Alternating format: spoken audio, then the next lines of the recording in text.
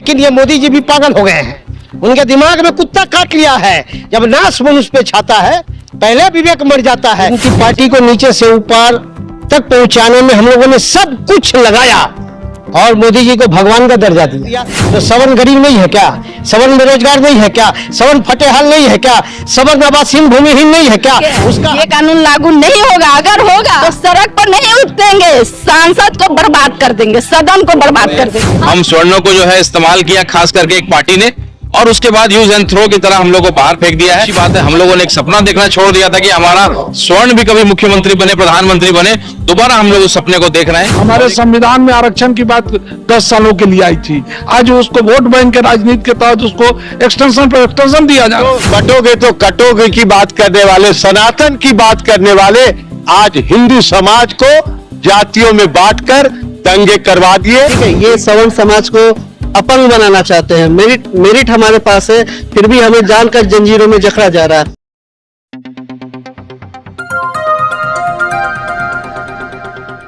नमस्कार, आप देख रहे हैं G19 टीवी मानवाधिकार क्रांति। मैं पत्रकार अमरेश कुमार सिंह। इस समय हमारी मौजूदगी पटना अवस्थित विद्यापति भवन सभागार में है, जहां की आप देख सकते हैं कि यार स्वर्ण मोर्चा के माध्यम से यहाँ पर अखिल भारतीय स्वर्ण मोर्चा के बैनर तले एक यूजीसी गो बैक के नारा के साथ एक समारोह का आयोजन किया गया और इस समारोह में बिहार के कोने कोने से स्वर्ण समाज को प्रतिनिधित्व करने वाले संगठन के नेतृत्व में उनके बैनर तले कई पदाधिकारियों का आगमन हुआ। यहाँ पर लोगों ने जो केंद्र सरकार द्वारा प्रायोजित यूजीसी को लेकर के यहाँ पर स्वर्णों की आवाज को दबाने की प्रयास की जा रही है, इसको लेकर के यहाँ मुखारबिंद हुए हैं। हमारे स्वर्ण समाज के वरिष्ठ नेता के रूप में जाने जाते हैं। सर, अपना परिचय देते हुए आज के आयोजन को लेकर क्या कहना चाहेंगे? देखिए, ये आयोजन इसलिए है क्योंकि 17 मार्च को सुप्रीम कोर्ट का जो है डिसीजन आने वाला है।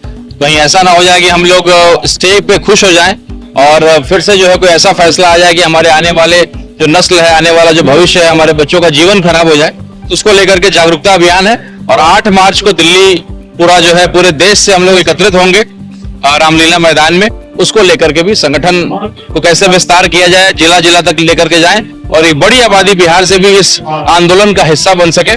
और जो स्वर्णों के विरोध में जो है एक अछूत जो हम लोग को बना दिया गया है, एक हमारे भाई ने भी कहा कि 21वीं सदी का अछूत हम माने जाते हैं, तो कैसे हम लोग उस परेशानी से बाहर निकले एकत्रित होकर के। शुक्रिया अदा है कि हमें एक कर दिया। कुछ थोड़े बहुत हम लोग आपस में स्वर्ण समाज में कुछ कमियां थी, भेदभाव था, तो सब भुला करके हम लोग एक मंच पे और एक होकर के लड़ाई को, आंदोलन को लड़ने का काम करें। जैसा कि देखा गया भैया कि आजादी की लड़ाई स्वर्ण नेताओं ने लड़ा और अपनी कुर्बानियां दी।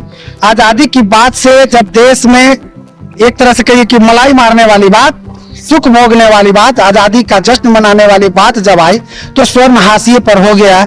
इस दौरान आजाद भारत ने कई तरह के स्वर्ण विरोधी कार्य भी किए, जैसे एक आरक्षण का ले लिया जाए। स्वर्णों ने विरोध किया लेकिन फिर भी वो कारगर हो गया। इसी तरह से आप ST/SC एक्ट का लीजिए, स्वर्णों ने विरोध किया फिर भी वह पास हो गया। और आज वर्तमान समय में केंद्र सरकार, NDA गठित केंद्र सरकार कहेंगे कि बीजेपी के सरकार ने यूजीसी को लेकर के स्वर्णों को यहाँ एक जो इस क्षेत्र में जो मतलब बाधा बनने का काम किया है, स्वर्णों को पीछे ढकेलने का काम किया है। तो आखिर हमारे विरोध के बावजूद भी ऐसा क्या कारण है कि उन लोगों की बात पास हो जाती है, हम लोग हार जाते हैं? इन्हें ऐसा लगता था कि हम स्वर्ण एक नहीं हो पाएंगे, इसलिए इन्होंने इस साजिश को सोचा या करने की कोशिश की, लेकिन उनको पता लग गया है और इसलिए हम धन्यवाद देते हैं। दूसरा, ये साजिश है कि जैसे SC/ST एक्ट में OBC को घुसाने का प्रयास है, ये वोट की राजनीति है। देश को आज एक होने की जरूरत है। गृह युद्ध जैसा माहौल है, पहले हिंदू मुसलमान हुआ, अब जो है बैकवर्ड फॉरवर्ड का माहौल बन रहा है। जहां 3rd वर्ल्ड वॉर होने की नौबत है, वहां हमारा देश किन चीजों से जूझ रहा है? केवल और केवल वोट की राजनीति ये करते हैं। हम स्वर्णों को जो है इस्तेमाल किया, खास करके एक पार्टी ने, और उसके बाद यूज एंड थ्रो की तरह हम लोग को बाहर फेंक दिया है। तो अब जब वही ढाल जो आपका बना करता था वो आपका काल बन गया है। हमारे माया श्रीवास्तव जी जैसे हमारी बहन है, जिन्होंने कहा कि भैया हम महिलाएं आगे आकर के इस लड़ाई को लड़ेंगे, तमाम मेरे भाई लोग जो है आकर के, तो कहीं ना कहीं जो पार्टी अभी सत्ता में है उसका ढाल स्वर्ण समाज था। लेकिन अब एक एक आदमी जो उनका अंधभक्त है वो चश्मा खत्म उतर गया है और उनको असलियत समझ में आ गया है। और अच्छी बात है, हम लोगों ने एक सपना देखना छोड़ दिया था कि हमारा स्वर्ण भी कभी मुख्यमंत्री बने, प्रधानमंत्री बने, दोबारा हम लोग उस सपने को देख रहे हैं। और एक जो हमारी गिनती को जो है छिपा करके दबा करके बताया जाता है, उसका भी भांडाफोड़ हम लोग करेंगे। हमारी संगठन बहुत महीन तरीके से जनगणना अपने स्तर से करा रही है कि स्वर्णों की आबादी बिहार ही नहीं पूरे देश में कितनी है, उस पर भी हम लोग काम कर रहे हैं। धन्यवाद। मैं एक सवाल करना चाहूंगी मैम से, जैसा कि यूजीसी को विरोध स्वरूप जो दिल्ली में 8 मार्च को जो हम लोग जो वहां जुटान करने जा रहे हैं और माननीय न्यायालय के आदेशों का सम्मान करते हुए, चूंकि न्यायालय ने स्टे लगाया है, फैसला नहीं दिया है, यदि अगर इस क्षेत्र में अगर कोई बड़ा कदम स्वर्णों के हित में नहीं उठाई जाती है तो आगे की रणनीति क्या होगी? अभी तक के आपको याद होगा कि देश भी आजाद हुआ है तो स्वर्ण के कारण ही हुआ है।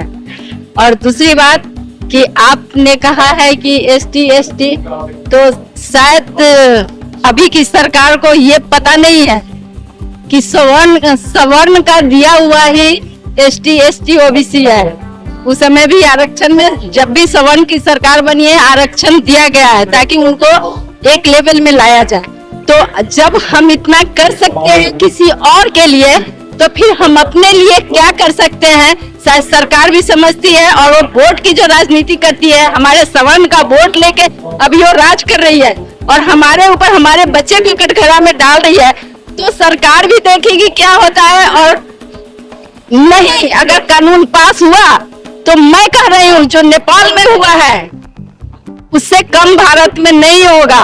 सबसे पहले तो ये कानून पास होगा नहीं, अगर ये पास हुआ तो नेपाल की स्थिति यहाँ भी दोहराई जाएगी और संसद का घेराव ही नहीं करेंगे। संसद को जो करना होगा हम लोगों को, सांसद को, वो हो जाएगा। और इस बार महिलाएं चुप नहीं रहेंगी, कारण बच्चों की जिंदगी का सवाल है। शायद आपको पता है कि एक शूद्र व्यक्ति हमारी बेटियों से कहे कि तुम हमसे शादी करो, अगर वो नहीं कहेगी तो उसको अनर्गल उस पर एक्ट लगा के उसे जेल में डाल दिया जाएगा। अगर इस तरह का हमारे न्यायालय फैसला देती है तो समझिए कि ये देश का दुर्भाग्य है। ये कानून लागू नहीं होगा। अगर होगा तो सड़क पर नहीं उतरेंगे, सांसद को बर्बाद कर देंगे, सदन को बर्बाद कर देंगे। हम महिलाएं आगे आके नेपाल वाला स्थिति पैदा कर देंगे और मैं देखूंगी कि कौन रोकता है महिलाओं को। सर, कल तक जो हर हर मोदी, घर घर मोदी की नारा लगा रहे थे, आज क्या वजह है कि सारे स्वर्ण उनके विपरीत धारा की ओर बह चले हैं? ये तो मोदी जी से पूछे ना। मोदी जी को तो हमने तन मन धन जन विचार व्यवस्था सहयोग सिस्टम सब कुछ दिया है।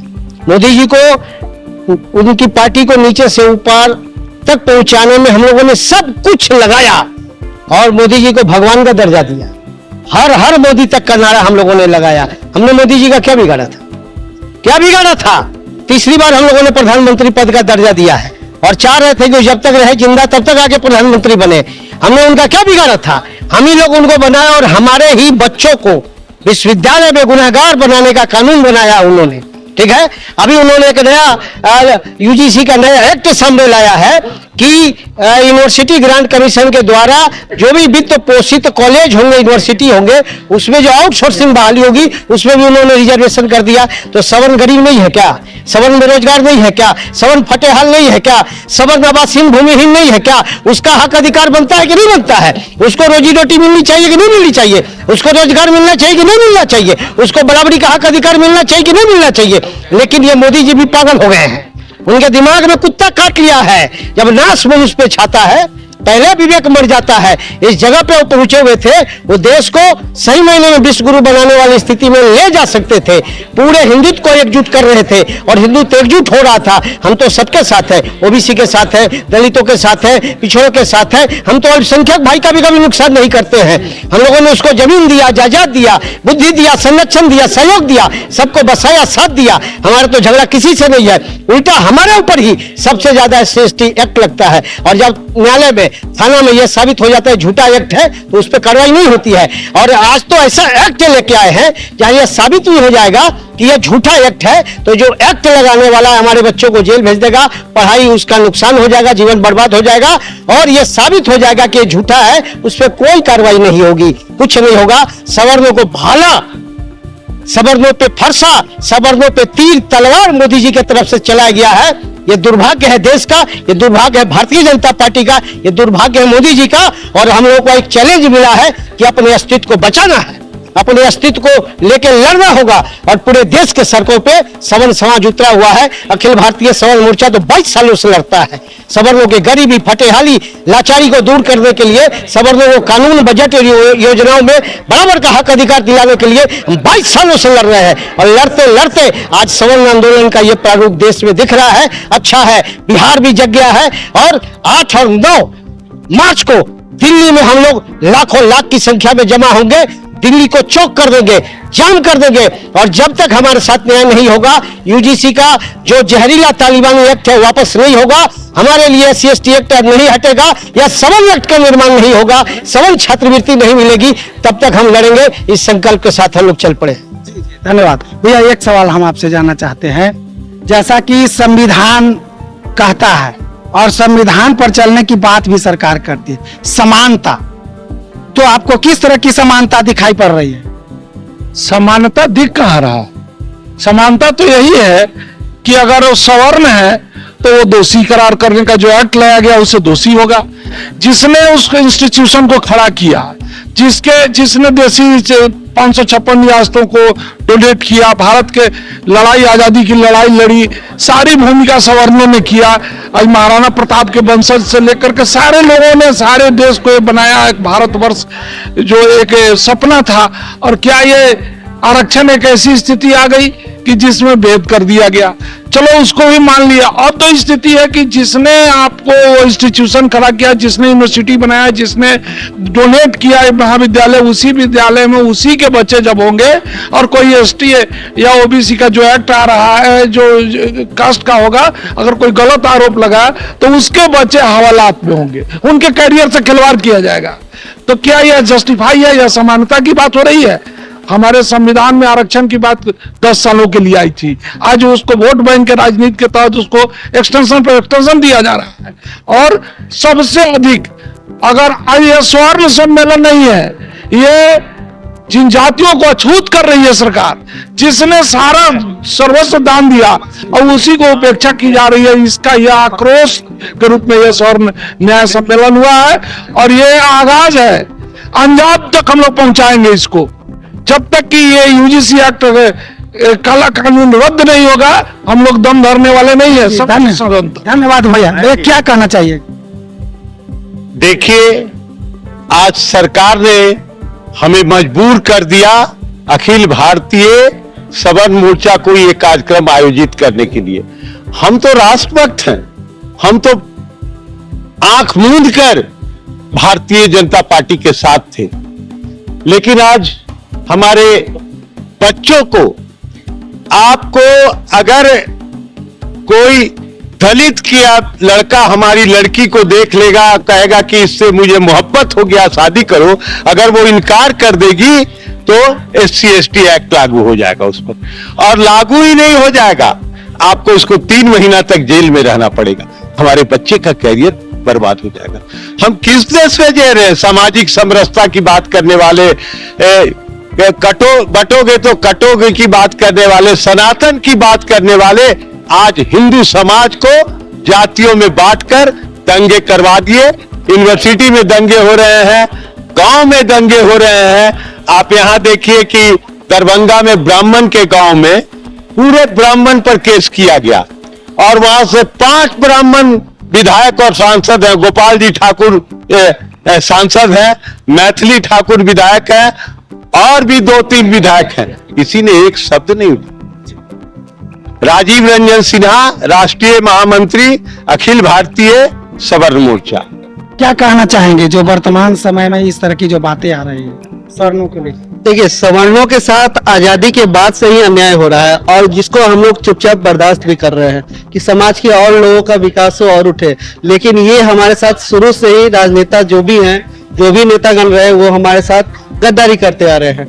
ठीक है, ये सवर्ण समाज को अपंग बनाना चाहते हैं। मेरिट हमारे पास है, फिर भी हमें जानकर जंजीरों में जकड़ा जा रहा है और उस पर भी नहीं काम चल रहा है तो ये लोग फिर नया नया एक्ट डाल रहे हैं फंसाने का। हमारा आगे रणनीति हमारा ये है कि अगर समाज आगे नहीं समझ रही है सरकार, आगे ये आंदोलन देशव्यापी होने वाला है। 8 और 9 मार्च को हम रामलीला मैदान में पूरे दिल्ली को जाम करने के ये में है।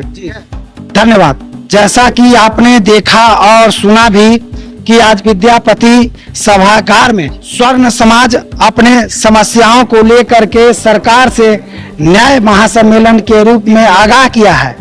आज वह स्वर्ण समाज जो दूसरे को न्याय देता था, दूसरे को छत्र छाया की काम करता था, आज खुद सहायता के लिए, खुद न्याय के लिए सरकार के सम्मुख खड़ी हुई है एक आंदोलन के रूप में। और यहाँ पर समझने वाली बात यही है कि जब बाबा साहेब भीमराव अंबेडकर ने संविधान का निर्माण किया, उसमें समानता की बात कही गई, पर यहाँ पर तो किसी भी सूरत में समानता देखी नहीं जा रही है। क्या स्वर्ण समाज जिसने अपना सर्वस्व निछावर भारत के निर्माण के लिए किया था, वह स्वर्ण समाज के बाबू वीर कुंवर सिंह जिसने 80 वर्ष के उम्र में भी देश आजादी के लिए अपना सर्वस्व न्यौछावर किया था, ओ माता रानी पद्मिनी जिन्होंने मुगलों से अपने हिफाजत के लिए, इज्जत बचाने के लिए कई छत्रानियों के साथ जौहर किया था, क्या इस बलिदानियों समाज की जिनके बदौलत आज भारत और पूरा हिंदुस्तान खड़ा है, आज उन्हीं के समाज के साथ इस तरह का व्यवहार सरकार के द्वारा लगातार राजनीतिक रूप से प्रभावित होकर के किया जा रहा है, इस पर विचार करने के लिए यहाँ स्वर्णों की एक विशाल समारोह आयोजित की गई है। फिर इसी तरह से मैं एक नए खबरों के साथ मिलता हूँ। बने रहिए। जय भारत, जय हिंद, जय भवानी।